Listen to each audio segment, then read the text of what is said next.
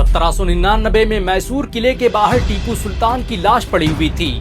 2 दिन बीत चुके थे, लेकिन फिर भी अंग्रेजी फौज उनके पास जाने की हिम्मत नहीं कर पा रही थी।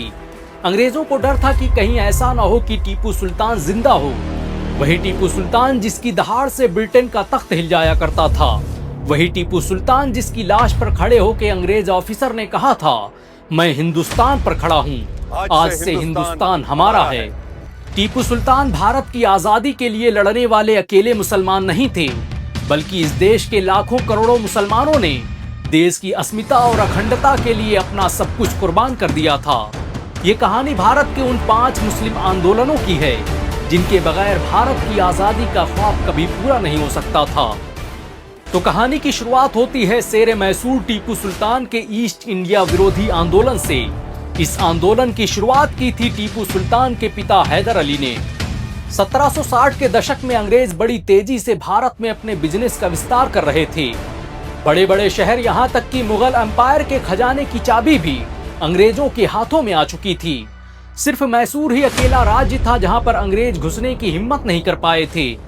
हैदर अली अंग्रेजों के मंसूबों को समझते थे। वो जानते थे कि अंग्रेज व्यापार के रास्ते से भारत की गद्दी पर बैठना चाहते हैं। हैदर अली पूरी जिंदगी अंग्रेजों के खिलाफ लड़ते रहे। उनकी बहादुरी के किस्से इतने मशहूर थे कि अमेरिका ने उस वक्त अंग्रेजों को डराने के लिए अपने एक जहाज का नाम ही हैदर अली रख लिया था। 1767 में जब हैदर अली अंग्रेजों का मुकाबला करते हुए शहीद हो गए, तो मैसूर की सत्ता टीपू सुल्तान के हाथ में आई, जिन्होंने अंग्रेजों की औकात मिट्टी में मिला दी। उन्होंने अंग्रेजों को 4 बार शिकस्त दी। टीपू सुल्तान ने अंग्रेजों का मुकाबला करने के लिए दुनिया की सबसे शक्तिशाली समुद्री सेना का गठन किया, जिसे आज भी भारत की सबसे पहली जल सेना कहा जाता है। जिस वक्त दुनिया तलवारों से जंग करती थी, उस वक्त टीपू ने अंग्रेजों पर रॉकेट बरसा दिए थे। डॉक्टर एपीजे कलाम अपनी किताब विंग्स ऑफ फायर में लिखते हैं कि मैसूर में जन्मे टीपू सुल्तान रॉकेट का आविष्कार करने वाले पहले व्यक्ति थे। टीपू सुल्तान के रहते अंग्रेज कभी भारत पर कब्जा नहीं कर पाए।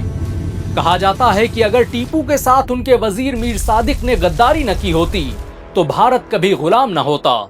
टीपू सुल्तान के बाद अगले 50 सालों तक किसी में हिम्मत नहीं हुई कि वो मुत्तहिद होकर अंग्रेजों का मुकाबला कर सकें। मुगल बादशाहत बस नाम की थी, असल हुक्मरानी तो अंग्रेज कर रहे थे। जो थोड़ी बहुत विरोध की ताकत बाकी बची थी, वो हिंदुओं और मुसलमानों के धार्मिक गुरुओं में थी। 1803 में जब अंग्रेजों ने दिल्ली पर कब्जा किया, तब एक मुसलमान शाह अब्दुल अजीज मुहद्दिस देहलवी ने ही फतवा दिया कि अंग्रेजों की गुलामी हराम है। ये फतवा ही भारत के सबसे बड़े आंदोलन 1857 के महान विद्रोह की नींव बना। 1857 के आंदोलन में सबसे बड़ा किरदार मुसलमानों का था। डब्ल्यू हंटर अपनी बुक द इंडियन मुसलमान्स में लिखता है कि ये विद्रोह कट्टरपंथी मुसलमानों ने किया था। मुसलमानों ने अंग्रेजों द्वारा बनाई जा रही रणनीति को भांप लिया था। अंग्रेजों का मानना था कि ये आंदोलन मुसलमानों ने इसलिए खड़ा किया क्योंकि अंग्रेजों ने उनसे सत्ता छीनी थी और मुसलमान फिर से अपनी सत्ता वापस पाना चाहते थे। इस आंदोलन का नेतृत्व मुगल बादशाह बहादुर शाह जफर कर रहे थे। ये भारत की आजादी का पहला संग्राम था।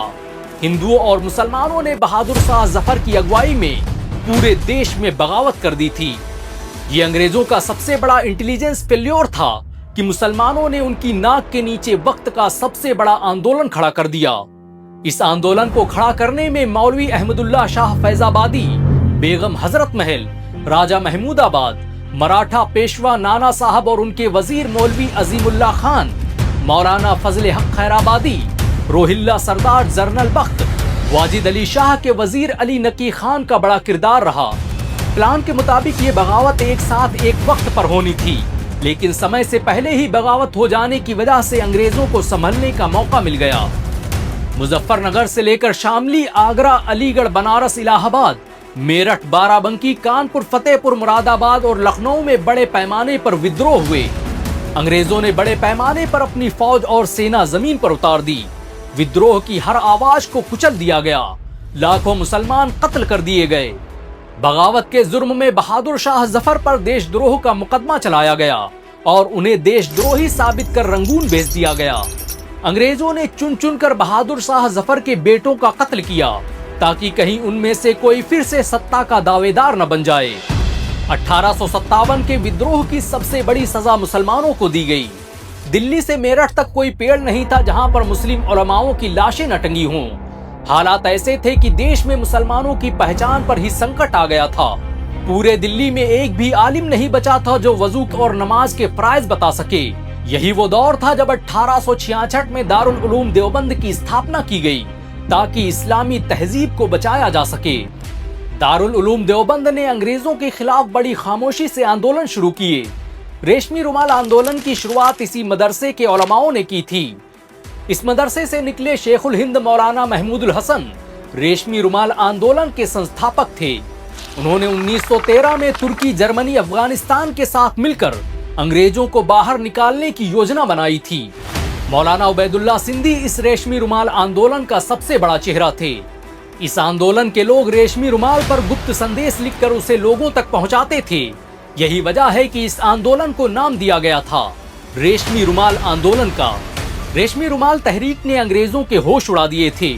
इस आंदोलन से जुड़े मौलाना उबैदुल्ला सिंधी ने राजा महेंद्र प्रताप के साथ मिलकर काबुल में भारत की पहली अंतरिम सरकार की स्थापना की थी। मौलाना उबैदुल्ला सिंधी महेंद्र प्रताप सरकार में देश के पहले गृह मंत्री थे। इस आंदोलन के बानी रहे मौलाना महमूदुल हसन ने ही गांधी को महात्मा का लक़ब दिया था। 1917 में जब अंग्रेजों को इस आंदोलन का पता चला तो उन्होंने महमूदुल हसन को गिरफ्तार कर माल्टा भेज दिया, जहां वो सालों तक काला पानी की सजाएं झेलते रहे। 1920 में महमूदुल हसन जब माल्टा की जेल से बाहर आए तब तक भारत के मुसलमान एक नए आंदोलन की तैयारी कर चुके थे। तुर्की की खिलाफत और भारत की आजादी के लिए मुसलमान सड़कों पर थे और ये आंदोलन भारत की तारीख बदलने वाला था। ये देश का सबसे बड़ा, सबसे प्रभावशाली राजनीतिक और धार्मिक आंदोलन था जिसका नाम था खिलाफत आंदोलन। खिलाफत आंदोलन की शुरुआत मौलाना अब्दुल बारी मोहम्मद अली जौहर और उनके भाई शौकत अली ने की थी। इस आंदोलन ने भारत को नया विजन और आजादी की नई सोच दी। खिलाफत आंदोलन के दौरान पहली बार हिंदू और मुसलमान बड़े पैमाने पर देश की आजादी के लिए एक साथ आए। ये वही आंदोलन था जिससे गांधी को पूरे भारत में पहचान मिली। महमूदुल हसन जब माल्टा की जेल से वापस आए तो उन्होंने ही 1920 में गांधी को महात्मा का लक़ब दिया था। इस आंदोलन के दौरान ही मौलाना हसरत मोहानी ने इंकलाब जिंदाबाद का वो कालजयी नारा दिया जिसने भारत की रगों में आजादी दौड़ा दी। मौलाना महमूदुल हसन और मौलाना अबुल कलाम आजाद ने खिलाफत आंदोलन को हिंदुस्तान की आजादी का आंदोलन बना दिया था। मौलाना अबुल कलाम आजाद पहले व्यक्ति थे जिन्होंने अंग्रेजी सामान के बहिष्कार की रणनीति बनाई जिससे असहयोग आंदोलन का जन्म हुआ। महमूदुल हसन ने फतवा दिया कि अंग्रेजों की नौकरी हराम है, तो पूरे देश के मुसलमानों ने अंग्रेजी सामान और उनकी नौकरियों का बहिष्कार कर दिया। 1924 के बाद भारत में राजनीतिक घटनाक्रम बड़ी तेजी से बदले। खिलाफत आंदोलन, असहयोग आंदोलन और नमक सत्याग्रह ने हर शख्स में आजादी की रूह फूंक दी।